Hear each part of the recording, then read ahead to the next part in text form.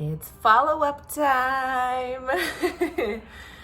I have been really loving some of the conversation that's coming up from previous videos, and it's also given me a chance to think about things and ponder things more. And I love that more than anything. Conversation is such a powerful tool, and asking questions is such an important piece of that, of learning more about ourselves, learning more about each other, and really cultivating that deep relationship that we all are seeking.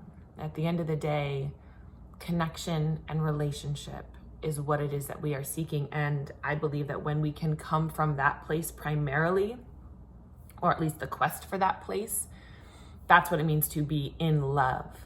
I talk obviously a lot about love, and I love love. I have said before that love was my first love, and it really was, it really is, it continues to be. Love was my first love. And all of this conversation about masculine energy and feminine energy, and that dance, and the men and the women, and how you identify and how you bring all of that forward, all of that are very human expressions of the one true energetic, which for me is love. That is source energy. That is that's everything. I went to see Star Wars yesterday with my son, and that's the force.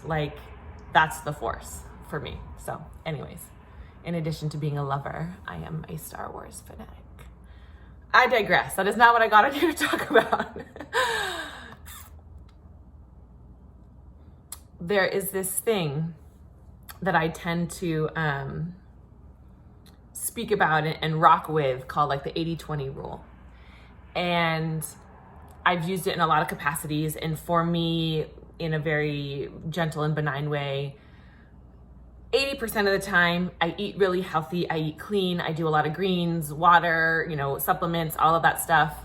20% of the time, I play, and I drink tequila, and I eat bar food, and I do that because that also feels good.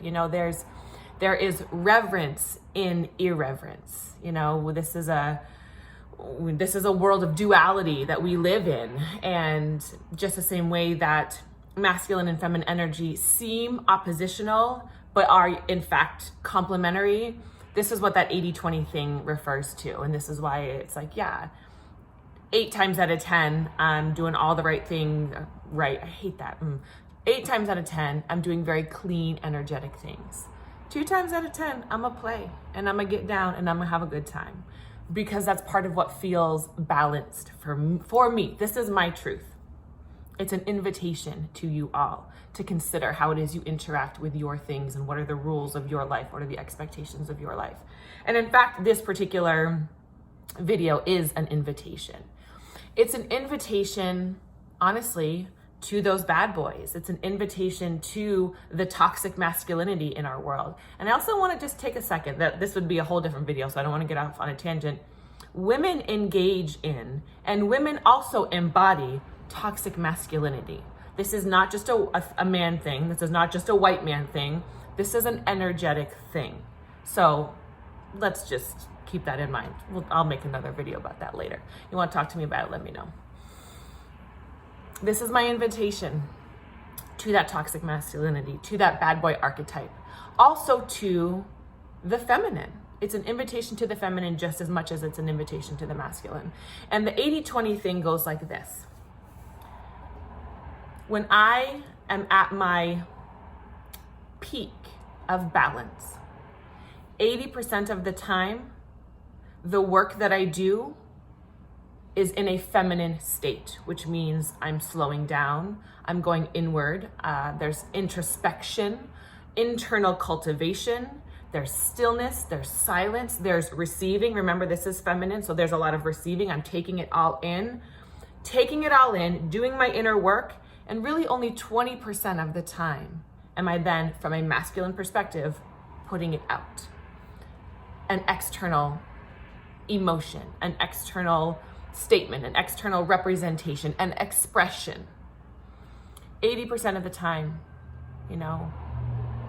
it's a feminine situation. 20% of the time it's masculine.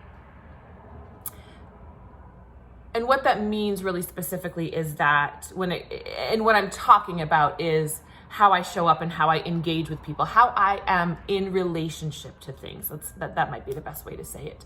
When I engage in relationship, it's 80% of the time feminine and 20% of the time masculine.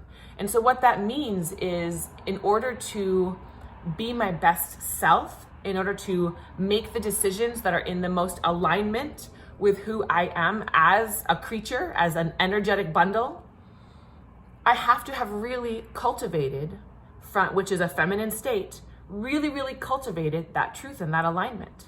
So that when I put out that 20% of expression, it is on point, it is powerful, it is potent, it is like, it is good. And that's just not for me. My invitation is to see where your percentages lie. And my invitation is to maybe rock your feminine energy 80% of the time, so that when you put out your masculine representation in that 20%, it's like a solid 20%. It is a good 20%.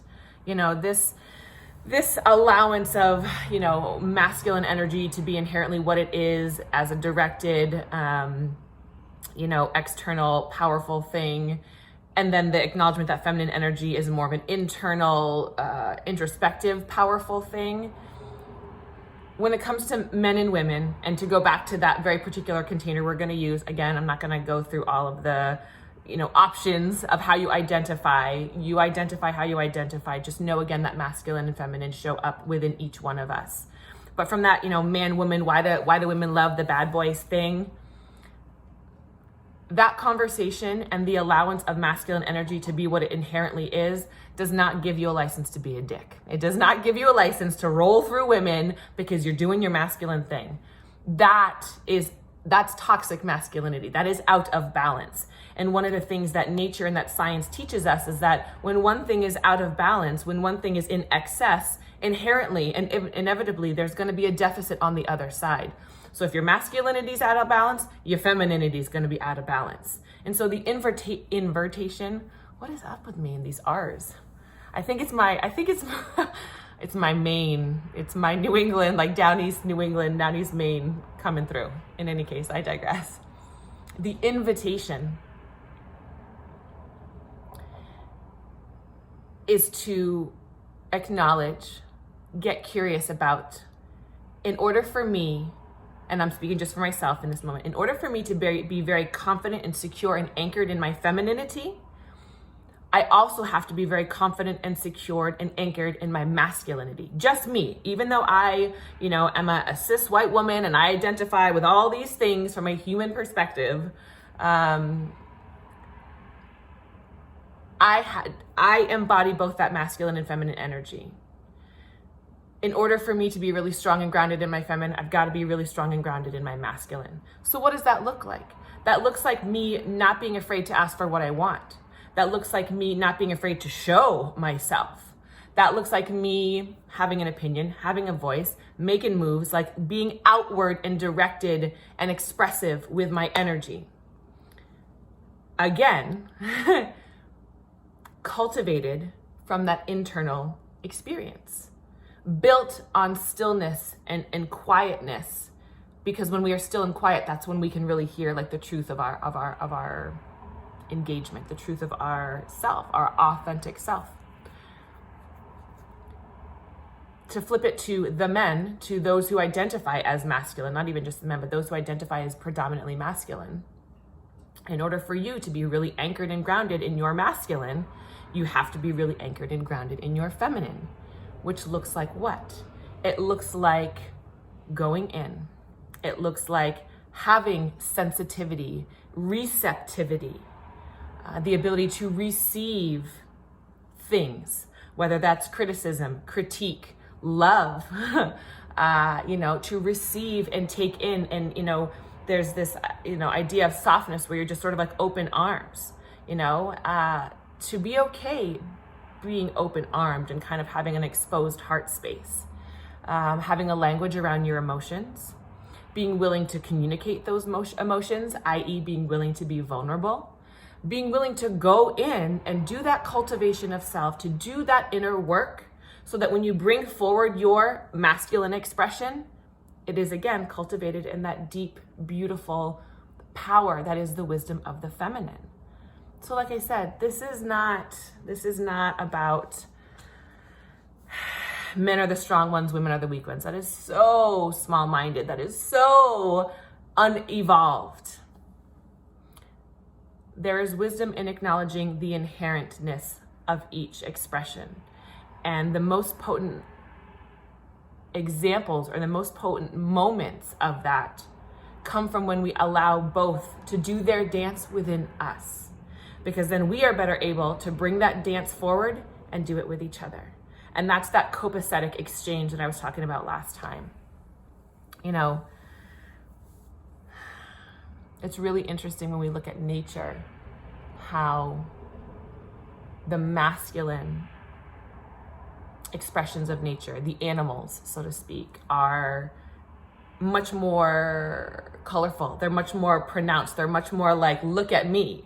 That's a masculine expression. And then also what happens at that point is the feminine, the feminine animals, maybe they're not so pretty on the outside, but they get to sit back and they get to choose. That one looks the strongest. That one looks like it's going to provide the best for my offspring, you know? And both want propagation of their species, you know? Male energy, female energy, both want life to continue to exist. It's not an ownership thing. It's not a property thing. It's not a territory thing.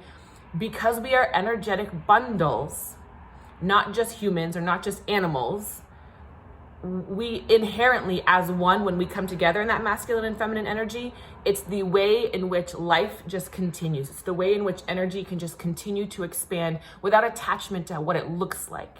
Yes, we may identify as human, and maybe that thing over there identifies as a lion, and that thing over there identifies as water, whatever it is. There is an inherent expression of energy, which is continue, propagate, continue, expand, expand, expand. And that's really what we're working with here. So the invitation, my darlings, in this moment is to think about what triggers you and why. To go in, to find spaces and places where you feel safe enough to be vulnerable and to feel seen and to feel heard and supported. Because then you can dig up all the stuff that maybe is kind of gross, doesn't feel good. And you can clear that out and you can shed light on it. And underneath all that yucky stuff is where our power, it's where our glow, it's where our light lives. And more than anything, again, because we are energetic bundles, energetic beings, it doesn't matter what you put on out here. That's what people respond to, is the glow that you carry with you. Whether you identify as masculine, whether you identify as feminine, I don't care about any of that. We are sensitive, intuitive creatures. No matter what you do for work in this world, you are a sensitive being. And I don't even want to hear it when you say you're not, because I know you are. That's what people respond to. And so when it comes to finding that connection and that relationship that I said in the beginning, which is what we all really are looking for, it starts with us. It starts with our relationship with self. It starts with our relationship to our own masculine and feminine energy. So do that work.